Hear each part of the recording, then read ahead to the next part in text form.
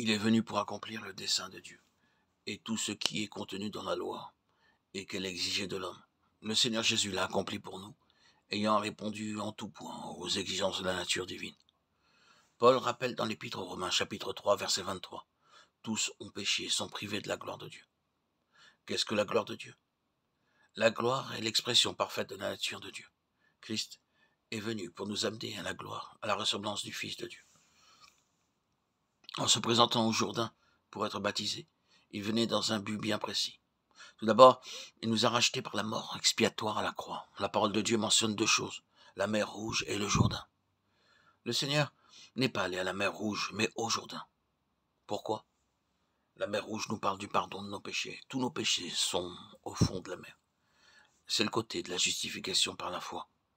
Mais si nos expériences s'arrêtent là, nous serons incapables de bâtir et d'édifier avec le Seigneur Jésus-Christ l'Église de Dieu. C'est pourquoi le Seigneur est allé au Jourdain.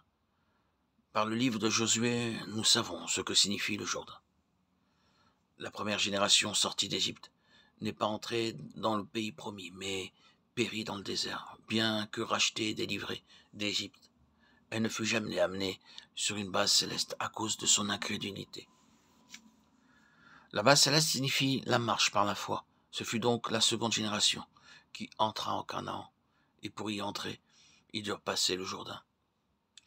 Josué leur ordonna de prendre 12 pierres du milieu du Jourdain, qui seraient placées sur la rive du côté de Canaan, pays d'héritage. Ensuite, là où reposaient les pieds des sacrificateurs portant l'arche devaient être dressées 12 pierres. Cet emplacement symbolise la foi. Ces pierres, d'une part les 12 immergées par l'eau, et d'autre part les 12 placées sur la rive du Jourdain du côté de Canaan, sont une illustration de notre union avec Christ dans sa mort et sa résurrection. Car Josué nous parle de la puissance du Saint-Esprit en relation avec l'héritage. L'arche typifie Christ mort et ressuscité, et nous devons nous identifier et entrer expérimentalement dans cette union avec lui. C'est pour cela qu'il est allé au Jourdain, et lorsqu'il fut émergé dans l'eau, nous avons là une image de sa mort sur la croix. Tout cela nous parle de la fin irréversible de l'ancienne création et en sa vie en elle-même.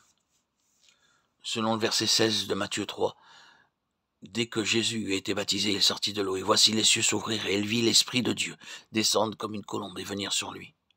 Christ a été immergé dans une mort symbolique, un ensevelissement symbolique, et il sortit dans une résurrection symbolique. Il n'était plus sous le gouvernement de sa propre vie, mais essentiellement et uniquement sous le contrôle et le gouvernement du Saint-Esprit.